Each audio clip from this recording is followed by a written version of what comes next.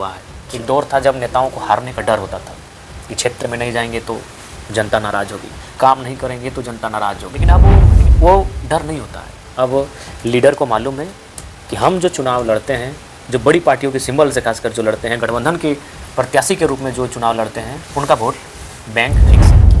अध्यक्ष महोदय, ये कोई मजाक नहीं कह रहे। 12 बजे रात को आते हैं शून्य निकाल डालने के लिए और आप सर ने मजाक बना के रख दिया है। जवाब नहीं देंगे। ये सवाल जनता का है। जिस जनता के टैक्स से पैसे दिए वोट बांधते हैं, जिस जनता के टैक्स से बांधते दिए वोट बांधते हैं, वोट बांधते हैं, उस जनता का सवाल है। और जनता का सवाल का उत्तर नहीं देते अफसर। जो ईमानदार है उनको यहाँ से जोहार है, लेकिन जिन्होंने जब अपनी जिम्मेदारी का निर्वहन नहीं किया है उन पर कार्रवाई करिए। अध्यक्ष महोदय, विभाग के पदाधिकारी हैं, वो सर्विस करने वाले हैं, सेवक हैं, नौकर हैं, उनको जनता के सवालों का जवाब देना होगा। वही मैंने कहा कि आप जो कोट पहनते हैं, सूट पहनते हैं, बूट पहनते हैं, वो जनता के टैक्स के पैसों से पहनते हैं। और वो सवाल जनता सवाल ना आपके हैं, ना मेरे हैं, ना किसी के बपोती नहीं हो, जनता के सवाल है और जनता के सवाल जनता के नौकरों को देना होगा। शीतकालीन सत्र के दरमियान डुमरी विधायक जयराम महतो फिलहाल अभी रांची में हैं और आज जिस तरह से आपने देखा कि छात्र के हक अधिकार को लेकर जो है डुमरी से लेकर रांची तक पदयात्रा हुआ, उसके बाद जो है सभा को संपन्न किया गया। जयराम महतो ने भी सभा को संबोधित किया और छात्र के हक अधिकार की न्याय को लेकर आगे बढ़ चढ़ कर हिस्सा लिए। विधायक जी, सबसे पहले जोहार। जी जोहार। लगता है कि छात्र की हक अधिकार को लेकर जिस तरह से आपके पार्टी के जो लोग हैं वो छात्र की पीड़ा को समझते हुए इतना दूरी तय किए हैं, कुछ फीडबैक निकल पाया? देखिए, हमारा कर्तव्य है जनता के मुद्दों के साथ डट के रहना, खड़ा रहना, जनता का हमदर्द बनना, उनकी पीड़ा में उनके साथ खड़ा रहना। हम वो काम कर रहे हैं। अब अगला काम है सरकार का। सरकार को कैसे छात्रों की समस्या का समाधान करना है, सरकार को कैसे किसानों की समस्या का समाधान करना है, सरकार को कैसे अपना खजाना भरना है। अब सरकार को एक कर्तव्यनिष्ठ सरकार होने के नाते अपने कर्तव्य पर ध्यान देने की आवश्यकता है। लगातार आप छात्रवृत्ति का बात करते करते आज छात्रवृत्ति को लेकर सदन में भी काफ़ी गहमा-गहमी का माहौल रहा। तो ये एग्रेशन आता है, लेकिन फिर भी कुछ फिर जो धरातल पे वो चीज़ें क्यों नहीं हो पा रही है? कहाँ त्रुटियाँ रह रही है? आप अकेले विपक्ष का भूमिका निभा रहे हैं, लेकिन फिर भी जो है छात्र का वही दशा और दिशा है। विपक्ष वाले बाहर सदन के बाहर हंगामा कर रहे हैं, तो छात्र कहाँ समझ पा रहे हैं कि वाकई में कुछ सही हो रहा है क्या झारखंड के स्टूडेंटों के साथ? देखिए, झारखंड की जो परिस्थितियाँ अभी हैं वो बिल्कुल विपरीत हैं और उस विपरीत परिस्थितियों में झारखंड राज्य चल रहा है। इसका कारण है यहाँ के राजनेताओं में, विशेषकर जो मुखिया हैं और मुखिया की जो मंडली है, उनमें दूरगामी सोच का अभाव है, उनमें राजनीतिक सुचिता का अभाव है और जिसका खामियाजा आज राज्य की जनता को भुगतना पड़ रहा है। और इसमें कसूर है आज के दौर में जो एक वोट का जो ध्रुवीकरण तैयार हुआ है। एक दौर था जब नेताओं को हारने का डर होता था कि क्षेत्र में नहीं जाएंगे तो जनता नाराज़ होगी, काम नहीं करेंगे तो जनता नाराज़ होगी। लेकिन अब वो डर नहीं होता है। अब लीडर को मालूम है कि हम जो चुनाव लड़ते हैं, जो बड़ी पार्टियों के सिंबल से खासकर जो लड़ते हैं, गठबंधन के प्रत्याशी के रूप में जो चुनाव लड़ते हैं, उनका वोट बैंक फिक्स है। उदाहरण के लिए किसी विधानसभा में अगर 2 लाख वोट है तो मान के चलिए एनडीए का वोट वहाँ 60 से 70 हज़ार फिक्स है। कोई भी कैंडिडेट रहे, पलटू जी रहें, गलटू जी रहें या चमटू जी रहें, कोई रहें, 60,000 वोट आपको एनडीए के खाते से आ जाएगा। इंडिया के खाते से भी आपको 60,000 वोट आ जाएगा। अब जीतने के लिए आपको कितना चाहिए? 2 लाख का है, यानी मान के चलिए बस, और 10-15 हज़ार वोट आगे लेके गए तब जीत जाएंगे। तो 10 से 15 हज़ार वोट में आपको लोगों को इन्फ्लुएंस करना है अपने विचारों से, साम दाम दंड भेद जो भी आपको अप्लाइड करना है। लेकिन ये तय है कि आपका वोट एक फिक्स हो चुका है। तो जब तक भारत की जनता, राज्य की जनता उस पैटर्न को, उस मिथक को नहीं तोड़ेगी कि हम आपका भाई वोट बैंक नहीं है, हम आपके विचारों का वोट है, आपका कार्यकाल हमें अच्छा लगा या फिर आपके आइडियाज़ हमें अच्छे लगे, हमने आपको समर्थन किया, नहीं लगा हमने आपको धुतकार दिया। लेकिन अब वहाँ यहाँ की जनता से वो नहीं हो पा रहा है। इन्होंने उसको सत्ता पे ले आया है, अब ये उसके मुरीद हो गए हैं। तो ये परिस्थिति, जब तक वो सिद्धांत नहीं टूटेगा, वोट बैंक जो बन चुकी है हमारी जनता, वो सिद्धांत जब तक नहीं टूटेगा, जनता का डर नेताओं में गायब हो चुका है। सभी जानते हैं, आप भी जानते हैं कि अभी किसी भी राजनेता 4 साल बाद गंभीर होंगे। जी, 4 साल गंभीर होंगे, क्षेत्र में एक्टिव होंगे, धनाधन योजना धनाधन क्षेत्र में मिलेंगे, घूमेंगे फिरेंगे। अभी वो आराम से ठाट बाट से जीवन यापन कर रहे हैं। तो ये परिस्थितियाँ हैं।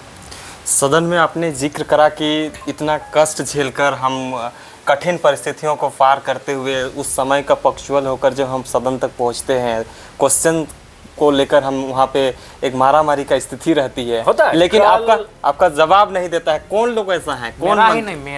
मेरा ही नहीं सरकार के विधायकों का भी जब मैंने जवाब नहीं देता है, मैंने सदन में ही जवाब नहीं दिया जाता है। जो सवाल जो आता है विधानसभा के भीतर, उन सवालों का जवाब नहीं दिया जाता है, और दिया भी जाता है तो गोल मटोल घुमा के प्रक्रियाधीन है, ऐसे है, अपरिहार्य, ये है वो है, माने एक संतोषजनक जवाब नहीं आता है। वो सवाल ना आपके हैं, ना मेरे हैं, ना किसी के बपोती नहीं हो, जनता के सवाल है, और जनता के सवाल जनता के नौकरों को देना होगा।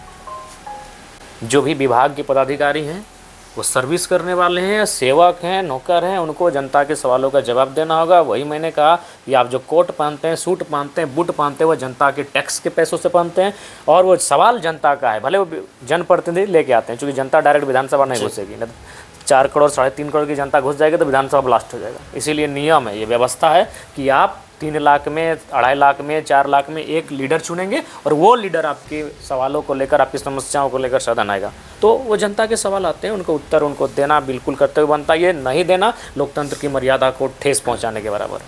तो लगता है कि इस तरह की चीज़ें मतलब पहले भी होता था, लेकिन जयराम महतो आके इस चीज़ों का खुलासा कर रहे हैं। हालांकि बिल्कुल खुलासा कर रहे हैं। कौन लीडर था 25 सालों के इतिहास में, कौन सा लीडर था जो बताता कि विधायक का आवास कितने रुपए का? इसी आवास में आप हैं, ये पुराना आवास है, 20 वर्षों पुराना आवास है। किसी ने जानकारी दिया कि आवास में क्या है नहीं है? किसी ने बताया कि हमको 30 शेयर सैलरी मिलता है कि 50 शेयर मिलता है? पहली बार एक विधायक ने बताया कि 2 लाख से ज़्यादा एक विधायक का सैलरी है। सही बात। ये फर्स्ट टाइम हुआ झारखंड की हिस्ट्री में, क्योंकि एक जंगलों के बीच से एक विधायक आया है जो इनका जो सिस्टम है, परिपाटी है, उस सिस्टम को ये चुनौती देता है।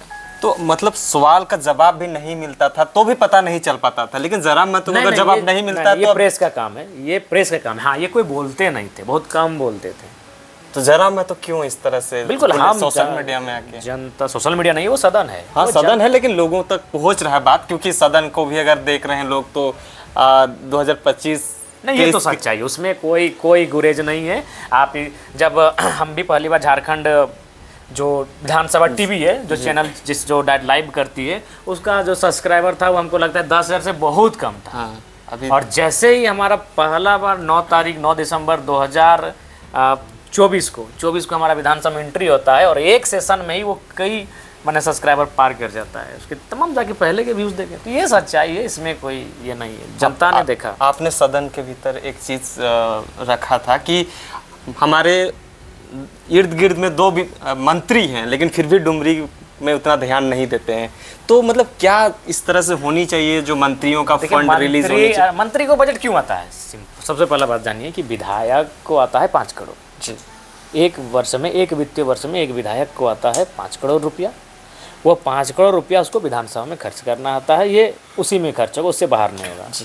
तो अगर बाहर होता तो मेरा मन करता हम अपना मामा घर में जाके कुछ काम कर देते हैं, आपका मन हो करता था आप अपने ससुराल में जाके काम कर देते, आप बना देते हैं। लेकिन वो क्या है, 5 करोड़ जो आएगा वो आपको विधानसभा क्षेत्र में खर्च करना होगा। लेकिन एक होता है मंत्री का, और वो होता है बजट। सब मंत्री को एक, जैसे इस बार बजट में हमारा कितना था, 1,45,000 करोड़ का था। तो मान के चलिए ग्रामीण विकास को मिल गया 10,000 करोड़, स्वास्थ्य विभाग को मिल गया 5,000 करोड़, शिक्षा विभाग को मिल गया 12,000 करोड़। तो वो राशि हो गया मंत्री का, और वो मंत्री पूरे राज्य में अपने विभाग की राशि से कार्य करेगा। जैसे स्वास्थ्य विभाग स्वास्थ्य केंद्र बनाएगा, उप स्वास्थ्य केंद्र बनाएगा, बड़ा अस्पताल बना देगा, किसी अस्पताल में कुछ विशेष मतलब चीज़ों को व्यवस्थित करेगा। शिक्षा विभाग वो नए विद्यालय का निर्माण करेगा, विद्यालय में जो कमियां हैं उसका कार्य करेगा। तो वो हो गया मंत्री का कार्य। जैसे ग्रामीण विकास, तो मान के चलो बड़ा पुल बनाएगा, बड़ा सड़क, क्योंकि एक विधायक जो 5 करोड़ मिलता है उससे केवल पीसीसी चबूतरा ही बनता है, सीधी बात है ना। तो बड़ा काम जैसे कि 10 किलोमीटर का सड़क है, तो वो भाई आपको मंत्रालय से आएगा, या तो विशेष मान्य कार्य विभाग से आएगा, वो विशेष काम से आता है। तो इसीलिए कोई भी जो मंत्री बनता है वो केवल अपने विधानसभा, मैंने वो तर्क दिया कि भाई हम देखिए सौभाग्य से 2 मंत्रियों के बीच से हम आते हैं, और दोनों एक साल में मेरा क्षेत्र एक बार विजिट नहीं कर पाए, काम भी नहीं हुआ। सपोज थोड़ी देर मानिए कि जरा मंत्री है, तो आप इमेजिन करिए कि हम कितना क्षेत्र विजिट करते हैं इन 1 सालों में। अब हम माने अभी तक हम 5 बार टुंडी का विजिट कर चुके होते हैं, अभी तक हम 5 बार बड़का गांव का विजिट कर चुके होते हैं, अभी तक हम 5 बार सिल्ली का विजिट कर चुके होते हैं, अभी तक हम 5 बार कांके का विजिट कर चुके होते हैं, अभी तक हम 5 बार कोल्हान का विजिट कर चुके होते हैं। जी। तो हम वही बोले हैं कि आप कई बार विजिट किए हैं भाई, हम तो आपके पड़ोस की विधानसभा है, तो विजिट करने का मतलब आप विजिट तो ऐसे करने नहीं आएंगे, चाय पीने तो नहीं आएंगे, कोई योजना लेके आएंगे। तो कौन सा योजना ही नहीं तो आप विजिट नहीं कर पाए। तो वही मैंने उदाहरण दिया कि योजना ही नहीं है तो फिर विजिट कैसे करेंगे, इसलिए मंत्री जी का भी कोई दोष नहीं है। आप ही ज़्यादातर शिलान्यास करते हुए नजर आते हैं, सरकार आपको अलग से कोई अलग से मिल रहा है नहीं क्या? दी है, हम उसमें काम का एक तरीका होता है कि आप कितने तल्लीन हैं, कितने एक्टिव हैं, वो भी रहता है। बहुत सारे लोग होगा, देखा जाएगा, अपने तरफ से प्रयास तो नहीं शिलान्यास का जो चीजें देखा जाता है तो जयराम महतो का कतारबद्ध तरीके से लाइन बाय लाइन लगा रहता है, इसलिए हमने सवाल कर लिया, क्योंकि विपक्ष वाले कहते हैं कभी नहीं, कभी जैसे कि हमारा जो आया 5 करोड़ उसको तुरंत हम डिस्ट्रीब्यूट कर दिए। वो देखिए बहुत कोई होता है कि अपना जो विधायक मद का जो आता है ना उसको रख लेता है अच्छा कि अरे जब 1 साल रहेगा शेष उस समय काम करेंगे। भोटवे के टाइम। हाँ, उसका क्या होगा से इंटरेस्ट भी बनता है। अच्छा वो जो पैसा उसका अपना, जैसे मेरा पैसा रह जाता है तो उसका इंटरेस्ट बनता है, तो इसीलिए लोग काम करता है अभी जाने दो, और जब समय आएगा धक्का धक करेंगे, काम शिलान्यास शुरू हाँ, कर तो देता है। वही चीजें हो रहा है। मेरा है कि हमको जमा नहीं रखना है, जरूरत है जनता का, हम क्यों भाई कोई प्यासे है तो हम क्यों उसको 4 साल पहले तक पति रखेंगे। मेरे पास है तो हम काम करेंगे, मेरे पास नहीं होगा तो बात अलग है, मेरे पास है जो काम करेंगे। एक सवाल, अंतिम सवाल रहेगा, शीतकालीन सत्र जो है कल आपका खत्म हो जाएगा डुमरी, हाँ परसों 11-12 तारीख को ना, 11। तो एक दिन तो ऐसे ही बाधा में चल गया, देखे कि प्रोटेस्ट वगैरह हुआ कि वहाँ पे जो है छात्रवृत्ति को लेकर वैसा तो लगता है कि जो आपके मुद्दे लेकर आप आते हैं, जिन सवालों का महीना भर 2 महीना भर पहले तैयार करके रखते हैं कि आज हमारा ये रहेगा तो हम इसको उठाएंगे, तो किन किन चीज़ों पे आपको खटास है कि ये चीज़ें हम नहीं पूरा कर पा रहे हैं इस शीतकालीन सत्र के दरमियान? कुछ ऐसा शीतकालीन सत्र मालूम है कि 4-5 दिनों का है, इसलिए संतुष्ट हैं। बस एक दिन जो मेरा नहीं हो पाया, उस दिन मेरे 2 सवाल आ चुके थे सदन पे, उनका बहस नहीं हो पाया, बस वही। अगले 2 दिन का क्या शेड्यूल है आपका? हमको लगता है 2 दिन ठीक ही ठाक रहेगा। जैसे कल हमारा लगा विधेयक में 3-4 संशोधन हम दिए हैं, जो पर्यटन विभाग का विधेयक है उसमें मेरा 2-3 संशोधन है, और उसके बाद अंतिम दिन गैर सरकारी संकल्प है, उसमें जो रिक्त पद हैं उसकी भरपाई, और जो 75% जो निजी कंपनियों में आरक्षण जो कोर्ट में पेंडिंग है उसको लेकर सरकार से भाई आग्रह कि आप एक मंत्रिमंडलीय समिति बनाकर उस पर निगरानी रखें और उस केस को जीतने का प्रयास करें। अंतिम रूप से जो है, जो भी लोग आज पदयात्री के तौर पर आपका पार्टी से भी और जो भी स्टूडेंट थे वो समर्थन करने के लिए आए थे, डुमरी से चलकर जो है रांची तक पहुँचे थे, वो तमाम लोगों को क्या संदेश दीजिएगा, क्योंकि आज का प्रोग्राम में आप भी शामिल थे? जी, उनको बहुत बहुत धन्यवाद और बहुत बहुत शुक्रिया, उन्होंने बहुत निष्ठा भाव से, बहुत समर्पित भाव से इस कार्यक्रम को सफल बनाया। धन्यवाद। बहुत बहुत धन्यवाद।